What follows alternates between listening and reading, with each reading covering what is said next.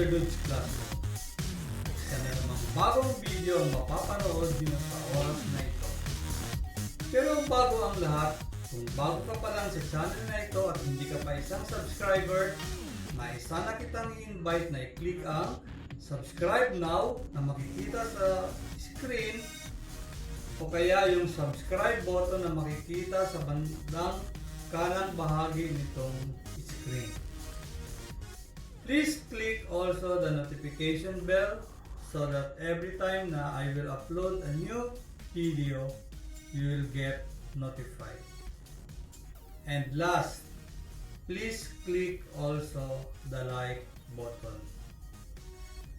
Sa mga dati ng subscriber ng channel na ito, maraming salamat sa suporta at patuloy na panonood. Sana ay makatulong ito upang lalo pang lumalim at lumawak ang inyong pangunawa pagdating sa mga mathematical principles.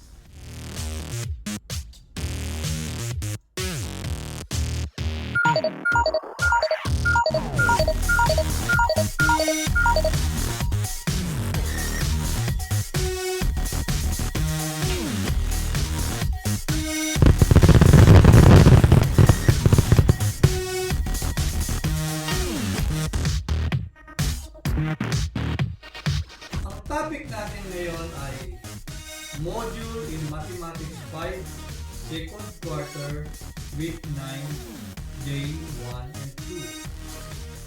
At ito ang most essential learning competency. Isa lang ang competency natin ngayon. Ito lang. Find the missing term in a pair of ratios.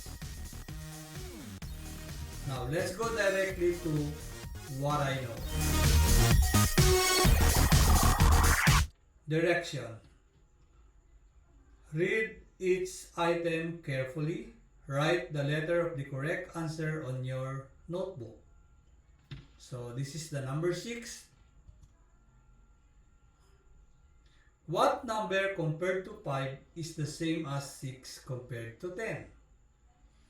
A, 1, B, 2, C, 3, D, 4. Write the answer in your notebook. Number 7. 6 compared to 4 is the same as 12 compared to what number?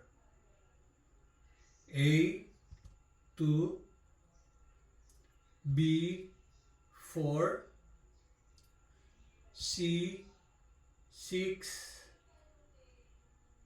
D, 8. And this is the number 8, which is equal to 3:2. A, 9:6. B, 6:10. C, 3:4. And D, 2:4. So write down the answers in your notebook. Then afterwards, we will check before we move on to item number 9 and item number 10. I-check muna natin yung 6 to 8.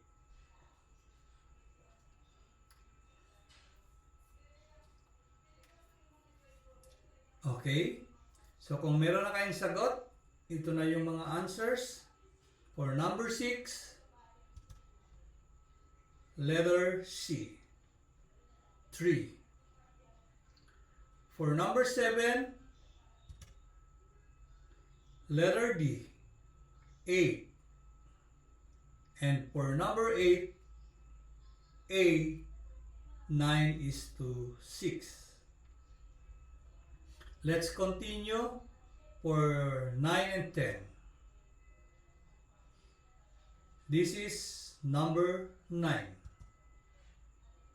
Find the related ratio of 6:5 to form equivalent ratios. A, 24:15. B, 12 is to 10. C, 8 is to 2. And D, 5 is to 2.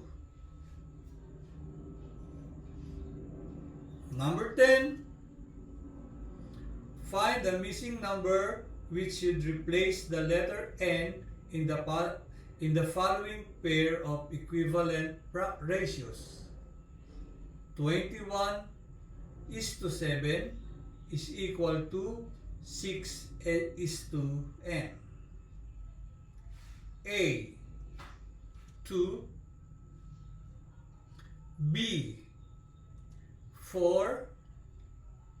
C, 6. And letter D, 8.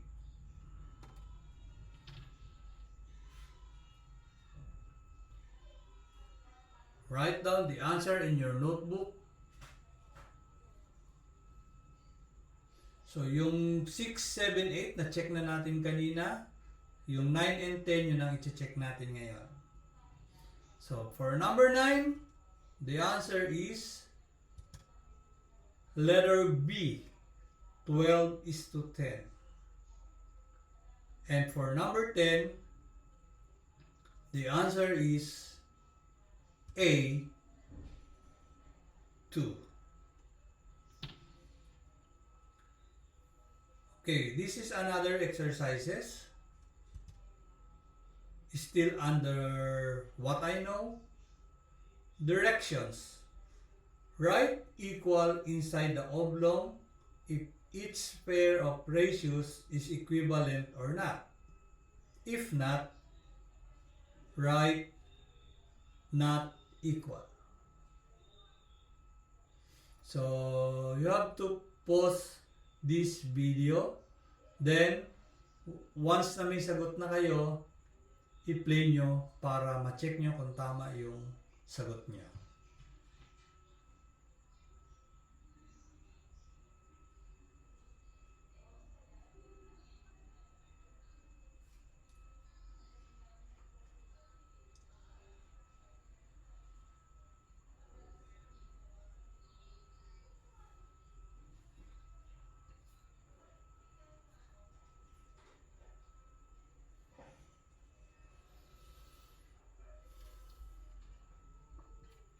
Okay, here's the answers.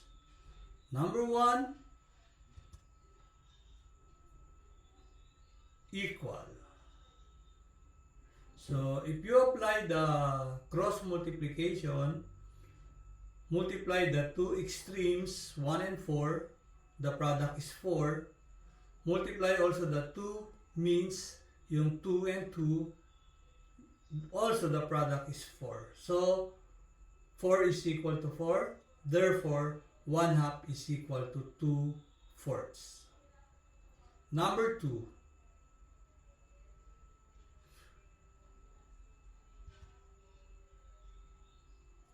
equal. So apply also the cross multiplication. 3 times 8 is 24 and 4 times 6 is also 24. Number 3, not equal. The product of the extremes is 60 and the product of the means is 48. So they are not equal. Number 4,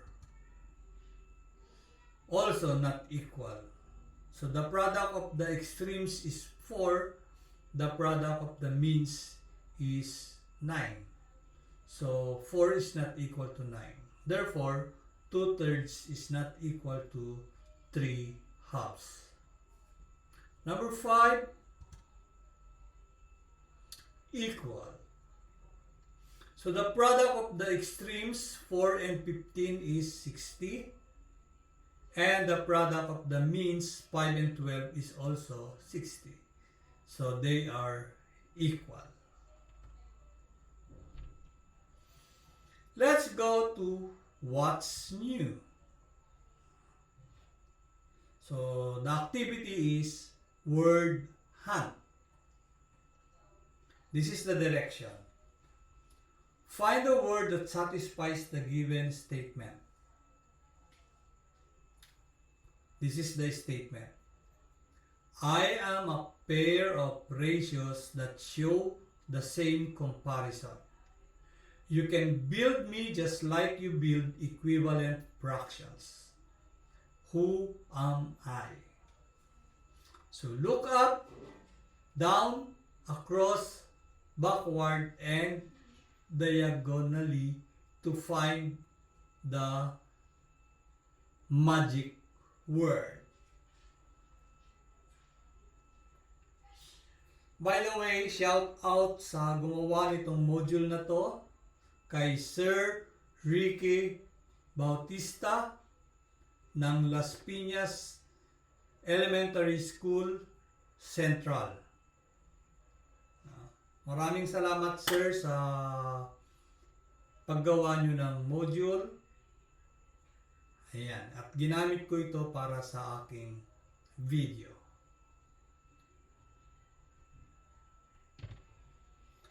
Okay, so nakahanap nyo na ba ang word? Ang missing word? Words, kasi dalawa. Ito yung topic natin ngayon. Ito na, i-reveal ko na. Ayan. Equivalent and then ratios. Pag ang dalawang ratio ay equivalent, ang dalawang ratio na ito ay proportion. So, proportion sila. So, what's it na tayo? What's it? Ayan.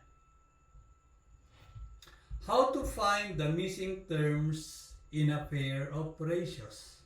Or how to find the missing terms in a proportion?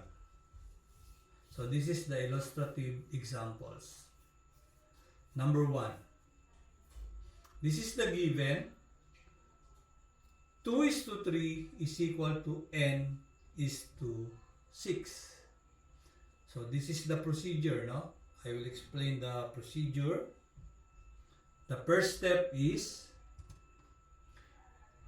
rewrite the given ratios in fraction form, then cross multiply. So, i-rewrite natin in fraction form. Pwede din namang hindi na i-rewrite, no? Yung 2:3 is equal to n:6. Pwede naman yan. Kaya lang, mas madaling intindihin kung i-rewrite natin siya in fraction form. So, ayan ang fraction form. 2/3 is equal to n/6. So, meron tayong n. Yung n nagre-represent ng any number, no? Pwedeng 9, pwedeng 15, pwedeng 1 million.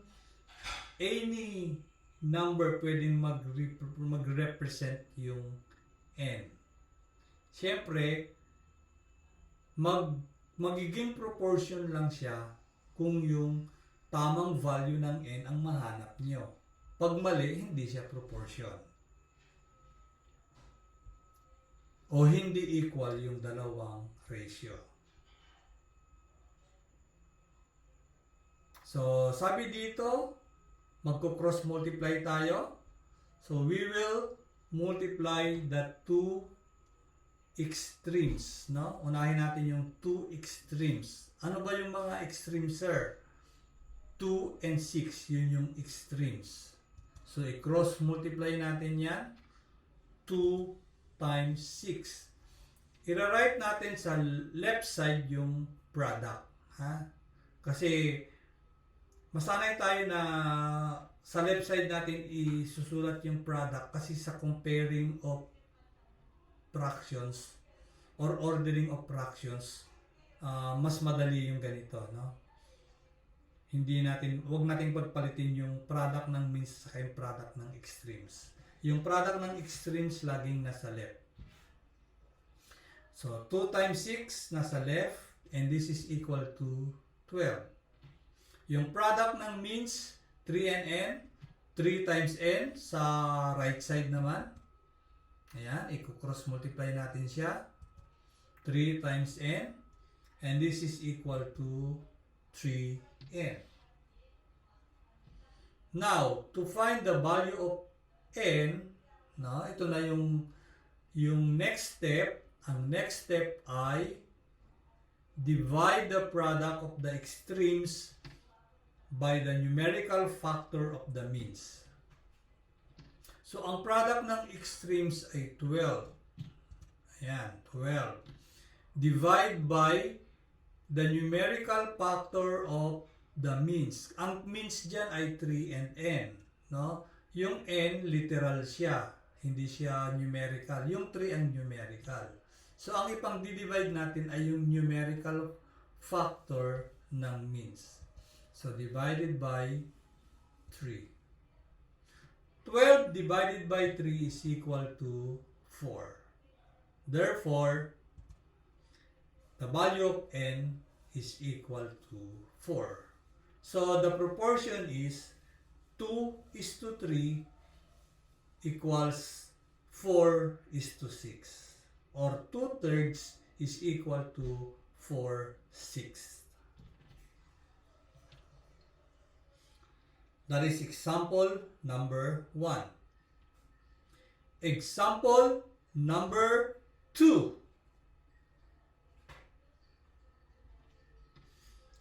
3 is to blank as 2:6. So, ang first step ay write the proportion in fraction form, then cross multiply.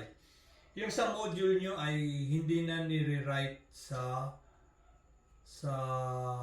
fraction form. Pero wala namang problema doon. Same din naman ang result. Okay? So, ipa-fraction form na lang natin. So, ayan.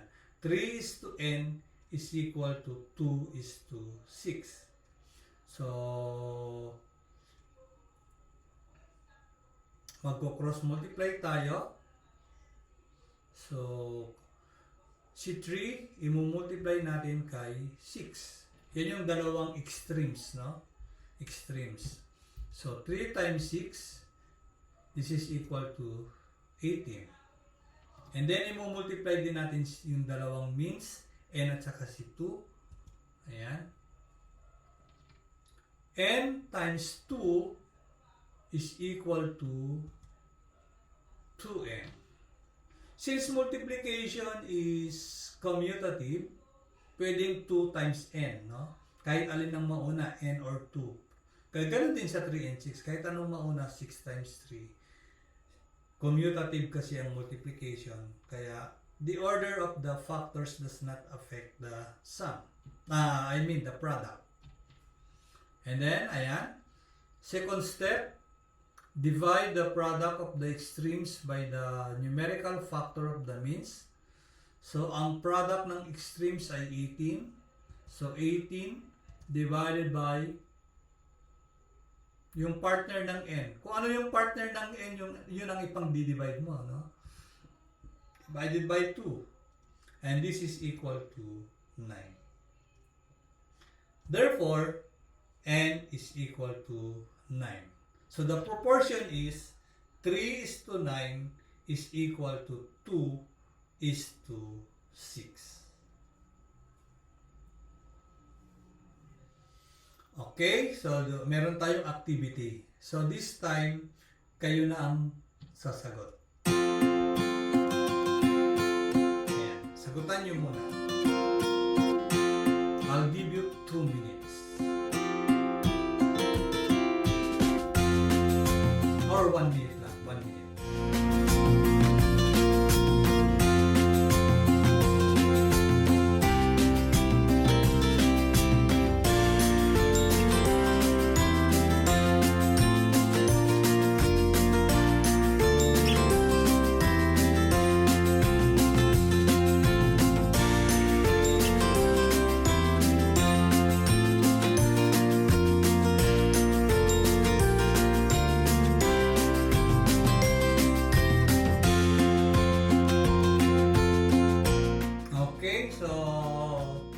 Siguro enough na yung time.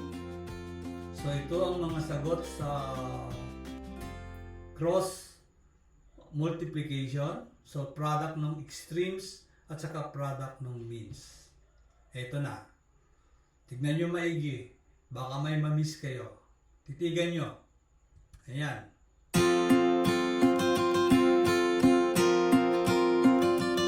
Ayan. So ang extremes ay 3 and n. At ang means ay 5 and 6. So ngayon, ang product ng means ay 30. Yung product ng extremes ay 3n. So ang ipang-divide nyo sa product yung partner ng n. So yung partner ng n ay 3. Kaya 30 divided by 3. This is equal to n. So ano ang value ngayon ng n? Therefore, 30 divided by 3 is 10. So, 10 is equal to n. So, the proportion is 3:5 is equal to 6:10.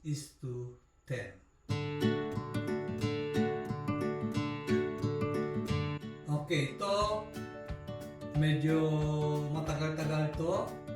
Yung susunod na activity. I-pause nyo muna yung video, then pagtapos na kayo, saka nyo i-play.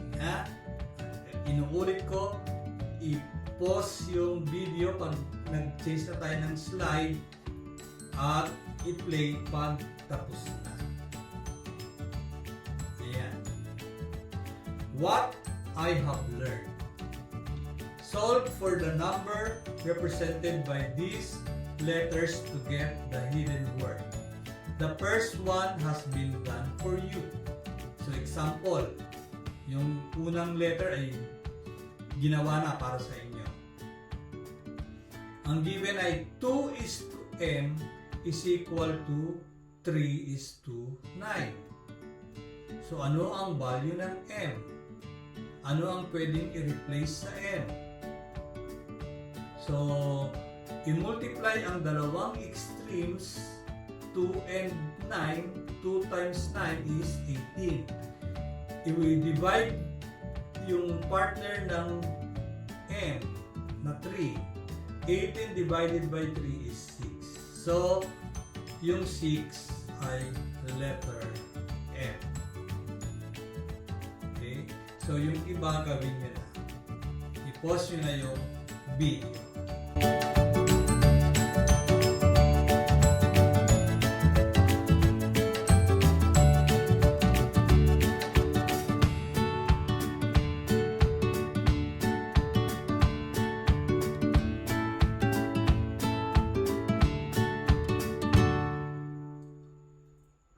So, ito na yung mga sagot. I-play nyo na. Ito na yung sagot.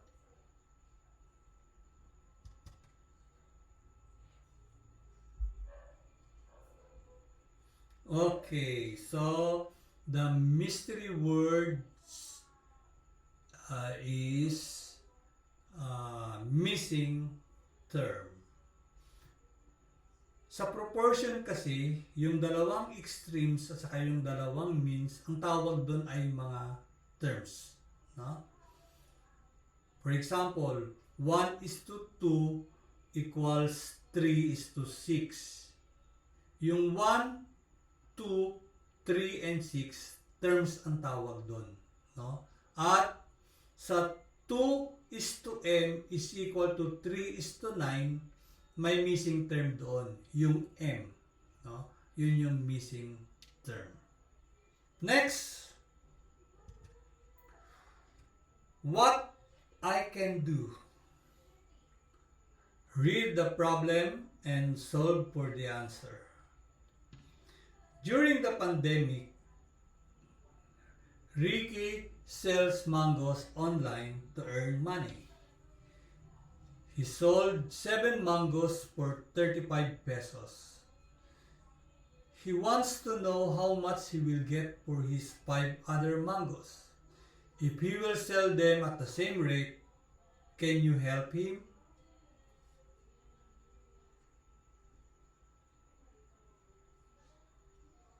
Sana dinonate niya na lang sa pantry o kaya nagtayo na lang siya ng community pantry. No? Pero ito ang problem na isosolve natin.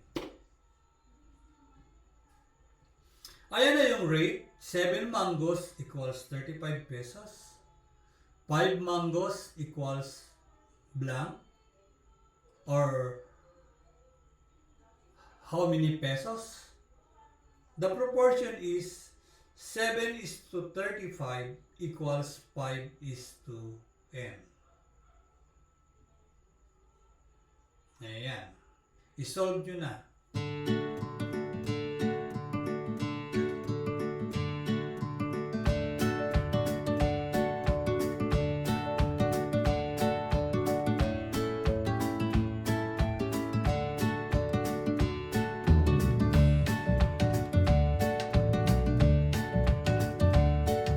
Okay, so let's form the equation in fraction form, or let us rewrite the proportion in fraction form. So, ito, 7:35 equals 5:n, or 7/35 equals 5/n. So, by cross multiplication, multiply the two extremes, 7 and n. Ayan. Isulat sa left side yung product o yung equation muna, 7 times n, tapos yung product. I-multiply din ang two means, yung 35 and 5. Yun yung mga means. Ayan. Isulat sa right side yung 35 times 5 at saka yung product. And then, ano yung procedure natin? Magdi-divide, di ba? Divide the product. Ang product dyan is yung 35 times 5. No? So, 175. Ayan. Divided by, kung ano yung partner ng n. Ano ba ang partner ng n? Ayun, no? 7n. 7. So, 7 ang ipang-divide natin. And this is equal to 25. Therefore, Ricky will get 25 pesos for his other 5 mangoes. Oh, ito na. Sa assessment na tayo. Assessment. Read each item carefully. Write the letter of the correct answer on your notebook. Ayan. Sagutan nyo. I-pause nyo muna yung video. Then, pag may sagot na kayo, saka nyo i-play. Para ma-check nyo kung tama yung sagot nyo.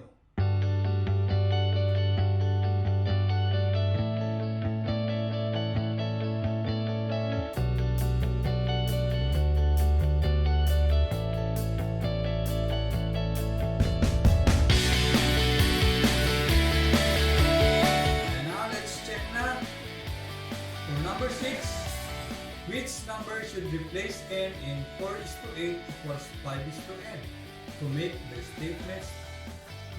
statement true? The answer is letter A, 10. Number 7, 2:3 as blank is to 12.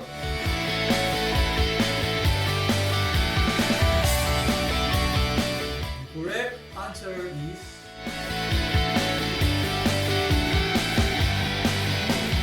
letter D, 8.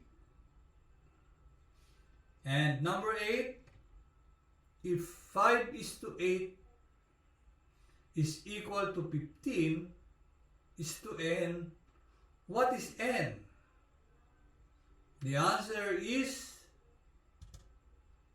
24. Letter C. And ito yung numbers 9 and 10. Kasi hindi magkasya sa isang slide eh. So, pinaghiwalay ko na lang. Ito yung number 9 and 10.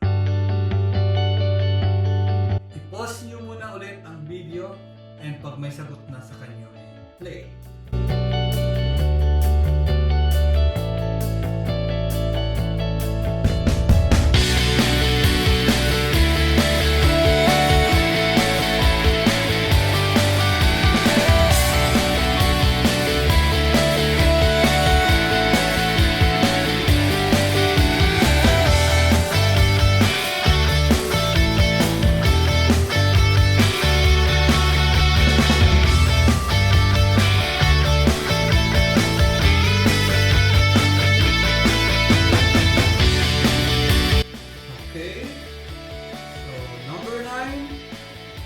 Answer is letter B, 6. Number 10. The answer is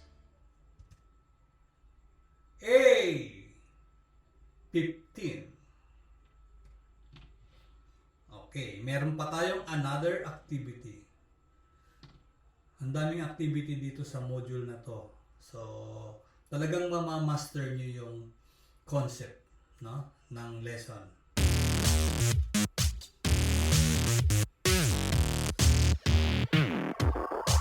Ayan.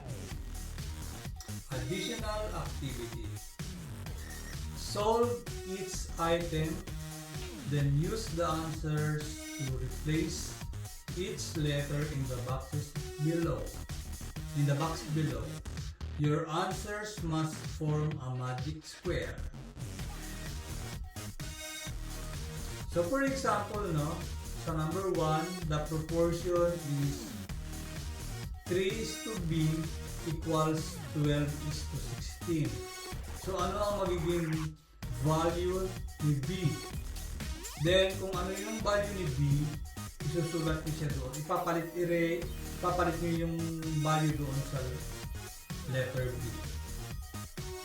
Hanggang sa makompleto nyo lahat. Then, may question, what is the sum of each row, column, or diagonal in the magic square? Pero siyempre, para bago nyo masagot yon, kailangan kompleto na yung mga numbers dyan sa, napalitan nyo na yung mga letters ng numbers. Okay? I-pause nyo ulit yung video at pagtapos na kayo, saka nyo i-play. I-pause na.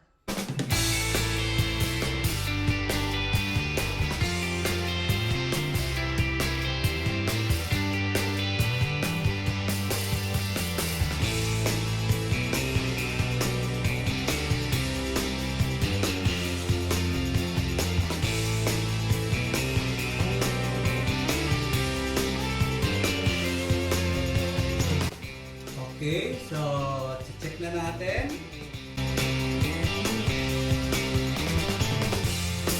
I-rewrite ko lang yung box para malagyan natin ng mga numbers.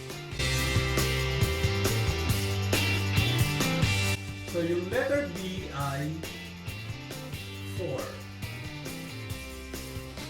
Yung letter C, ano bang number yung letter C dyan? Ayun, number 7. No? 56 is to 21 is equal to 8 is to C.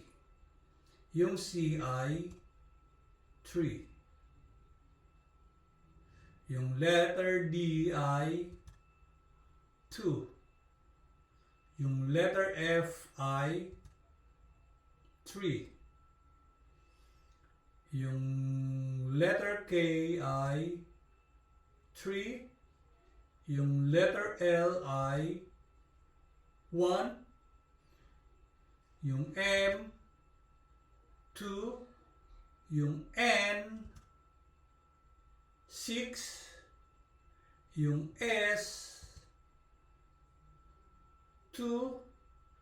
Yung T, 4. Yung V, 5, yung W, 1, yung A, 3, yung E, 4, yung I, 3, and yung P, 2. Ayan. So, may mga numbers na napalitan na natin mga letters ng numbers ng kanilang value. So, pwede na natin hanapin ang sum ng bawat column, bawat row, at saka bawat diagonal. So, sa row 1, 4 plus 3 plus 2 plus 3 is 12. Sa row 2, 3 plus 1 plus 2 plus 6, 12 pa din. Sa row 3, 2 plus 4 plus 5 plus 1, 12. Ayan. Last row, 3 plus 4 plus 3 plus 2, 12. Column, 4 plus 3 plus 2 plus 3, 12. So, 12 lahat yung columns. Then, diagonal, 4 plus 1 plus 5 plus 2, 12 din. 3 plus 4 plus 2 plus 3, 12 din. So, the answer is 12.